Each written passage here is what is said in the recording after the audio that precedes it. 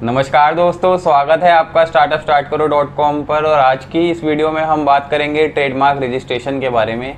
आज की हमारी ये वीडियो 3 पार्ट्स में डिवाइडेड रहेगी। पहले पार्ट में हम बात करेंगे व्हाट इज़ अ ब्रांड, दूसरे पार्ट में हम बात करेंगे why it is important to register a brand, और दोस्तों तीसरे पार्ट में हम बात करेंगे कि what is the procedure for registration of a brand. तो दोस्तों, जब भी हमारे दिमाग में ये शब्द आता है ब्रांड, तो हमारा दिमाग ब्रांडेड प्रोडक्ट्स और ब्रांडेड सर्विसेज की ओर चला जाता है। एक ब्रांड जो होता है वो प्रोडक्ट को एक क्वालिटी देता है, एक अच्छी पहचान देता है। जब भी हम किसी अच्छी या बड़े ब्रांड का कोई प्रोडक्ट या सर्विस कंज्यूम करते हैं तो हमारे दिमाग में ये रहता है, यार ये जो ब्रांड है, ये जो सर्विस है या फिर ये जो प्रोडक्ट है, ये किसी अच्छी बड़ी कंपनी का होगा। और हमारे दिमाग से जो कोई भी टेंशन है या फिर जो हमारे दिमाग में कोई भी डाउट होता है उस प्रोडक्ट से रिलेटेड, वो एकदम निकल जाता है। द रीज़न बीइंग, क्योंकि वो जो प्रोडक्ट है वो उस कंपनी का है जिस कंपनी की मार्केट में काफ़ी अच्छी रेपुटेशन है। तो दोस्तों, जो ब्रांड होता है, एक ब्रांड के अंदर 2 टाइप की चीज़ें आती हैं। ब्रांड के अंदर कोई पर्टिकुलर लोगो भी हो सकता है और ब्रांड कोई पर्टिकुलर वर्ड मार्क का भी हो सकता है, और एक ब्रांड में एक लोगो और एक वर्ड मार्क दोनों भी हो सकते हैं। एग्जाम्पल के तौर पर अगर मैं आपको बताऊं, एप्पल के लोगो में एप्पल के अलावा एक नीचे टैगलाइन होती है या वर्ड मार्क होता है, थिंक डिफरेंट। फोर्ड जो एक बड़ा कार मैन्युफैक्चरर है, उसके लोगो में फोर्ड के अलावा नीचे एक टैगलाइन होती है, गो फर्दर। नाइक जो एक बड़ा शू मैन्युफैक्चरर है, उसके लोगो में टिक के अलावा नीचे एक टैगलाइन होती है, जस्ट डू इट। उसी तरीके से मैकडॉनल्ड्स के लोगो में मैकडॉनल्ड्स के अलावा नीचे एक लाइन होती है, आई एम लविंग इट।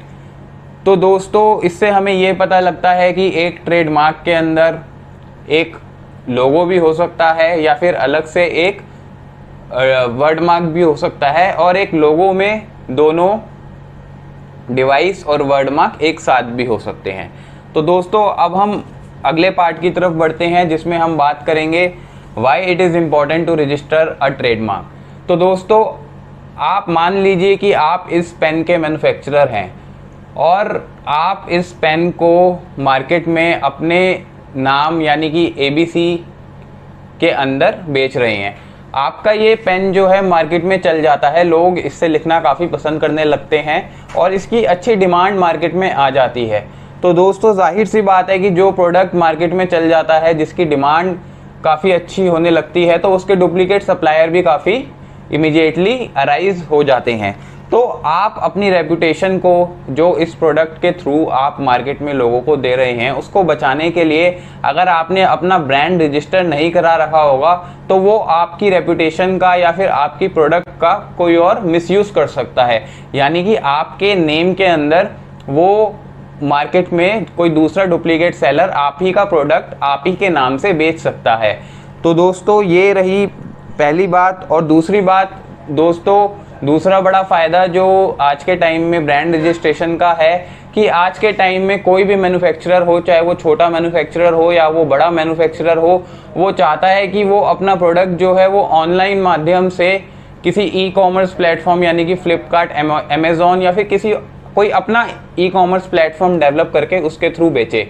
तो दोस्तों, अगर आज के टाइम में आपको अपना प्रोडक्ट किसी ई-मार्केट या फिर ऑनलाइन प्लेटफॉर्म पर रजिस्टर कराना है और उसको अपने नाम के अंदर बेचना है, तो जो बड़े प्लेटफॉर्म्स है यानी कि अमेज़ॉन और फ्लिपकार्ट, वो ये मैंडेटरी रिक्वायरमेंट मांगते हैं कि आपका जो ब्रांड है उसका ट्रेडमार्क रजिस्ट्रेशन सर्टिफिकेट होना चाहिए। अगर आपके पास उसका ट्रेडमार्क रजिस्ट्रेशन सर्टिफिकेट नहीं होगा तो आप उसे अपने नाम के अंदर नहीं बेच सकते। तो दोस्तों, अभी हमने 2 बड़े फ़ायदों की बात करी कि ट्रेडमार्क रजिस्ट्रेशन कराने से हमें क्या क्या फ़ायदे हो सकते हैं। दोस्तों, अब हम तीसरे पार्ट की ओर चलते हैं जिसमें हम प्रोसीजर के बारे में बात करेंगे। तो दोस्तों, प्रोसीजर ट्रेडमार्क रजिस्ट्रेशन का शुरू करने के लिए सबसे पहले एक ट्रेडमार्क एप्लीकेशन फ़ाइल होती है ट्रेडमार्क रजिस्ट्रार के पास। उस ट्रेडमार्क एप्लीकेशन में जो चिन्ह या जो लोगो या जिस वर्ड मार्क को आप रजिस्टर करना चाहते हैं वो उस ट्रेडमार्क एप्लीकेशन में लगाकर हम उसे ऑनलाइन फाइल करते हैं। इस एप्लीकेशन को फाइल करने की फ़ीस दोस्तों 9,000 रुपये है, पर अगर आपने अपना रजिस्ट्रेशन MSME पोर्टल पर करा रखा है तो ये फ़ीस आपकी सीधा आधी हो जाएगी, यानी कि 4500 रुपये। तो दोस्तों ये एप्लीकेशन फाइल करने के बाद ट्रेडमार्क रजिस्ट्रार ये एप्लीकेशन को एग्जामिनेशन में डालता है और वो ये देखता है कि क्या इस एप्लीकेशन में ट्रेडमार्क एक्ट या फिर जो रिलेटेड इसके रूल्स एंड रेगुलेशंस है उन सबको फॉलो किया गया है या नहीं। कहीं ये किसी पर्टिकुलर सेक्शन को या पर्टिकुलर रूल को ये ट्रेडमार्क एप्लीकेशन वायलेट तो नहीं कर रही। एक बार जब ये ट्रेडमार्क रजिस्ट्रार जब ये सुनिश्चित कर लेता है, जब वो कंफर्म कर लेता है कि ये जो एप्लीकेशन फाइल हुई है ये as per the provisions of trademark act और रिलेटेड रूल्स फाइल हुई है दोस्तों, तो उसके बाद वो उसे एक ट्रेडमार्क जर्नल में पब्लिश कर देता है। ट्रेडमार्क जर्नल में पब्लिश करने का दोस्तों जो कंसेप्ट है वो ये है कि उसे वो ट्रेडमार्क जर्नल में पब्लिश करके पब्लिक एट लार्ज को ये नोटिस देता है कि हम इस ट्रेडमार्क को इस पर्टिकुलर प्रोडक्ट और सर्विस के लिए रजिस्टर करने जा रहे हैं, और अगर किसी को कोई ऑब्जेक्शन है तो वो हमें नोटिस ऑफ ऑपोजिशन फाइल करे। ये दोस्तों ये जो आपकी एप्लीकेशन है वो 3 महीने तक ट्रेडमार्क जर्नल में पब्लिश रहती है। अगर उसके अगेंस्ट कोई ऑपोजिशन नहीं आती तो फिर इसको आगे रजिस्ट्रेशन के लिए प्रोसीड कर दिया जाता है। दोस्तों अगर मान के चलिए कि आपकी एप्लीकेशन फाइल करने के बाद कोई ऑब्जेक्शन किसी भी प्रकार की कहीं से नहीं आती तो 1 से सवा साल के अंदर आपका रजिस्ट्रेशन सर्टिफिकेट आ जाता है। रजिस्ट्रेशन सर्टिफिकेट आते ही आप अपने प्रोडक्ट के ऊपर आर लगा के उसे बेच सकते हैं, और जब तक ये एप्लीकेशन आपकी पेंडिंग रहती है, यानी कि जब तक ये एप्लीकेशन आपकी ट्रेडमार्क रजिस्ट्रार के पास पेंडिंग है किसी भी वजह से, चाहे वो एग्जामिनेशन में हो या उसका कोई नोटिस ऑफ ऑपोजिशन फाइल्ड हो या फिर एग्जामिनेशन रिपोर्ट अवेटेड हो, तो उस टाइम के लिए आप अपने प्रोडक्ट के ऊपर TM लगाकर उसे यूज़ कर सकते हैं। यानी कि जब आपने एप्लीकेशन फाइल करी तो एप्लीकेशन फाइल करते ही उसकी रिसिप्ट जनरेट होते ही आप TM लगा सकते हैं, और आपका रजिस्ट्रेशन सर्टिफिकेट आने के बाद आप उसके ऊपर R लगा सकते हैं।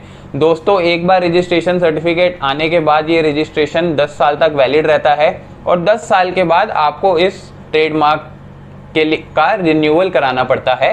रिन्यूअल के लिए आपका एक सिंपल सा फॉर्म फाइल होता है और जो एप्लीकेबल फीस होती है वो देनी पड़ती है। उस रिन्यूअल के टाइम पर ये ऑब्जेक्शन, ऑपोजिशन, एग्जामिनेशन ये कुछ भी दोबारा नहीं होता, ये आपके नाम पर ही रजिस्टर रहता है, बस आपको रिन्यूअल फीस दोबारा देनी पड़ती है। दोस्तों मैं आशा करता हूँ इस वीडियो के जरिए आपको ट्रेडमार्क रजिस्ट्रेशन के बारे में कुछ नॉलेज ज़रूर मिली होगी। नमस्कार।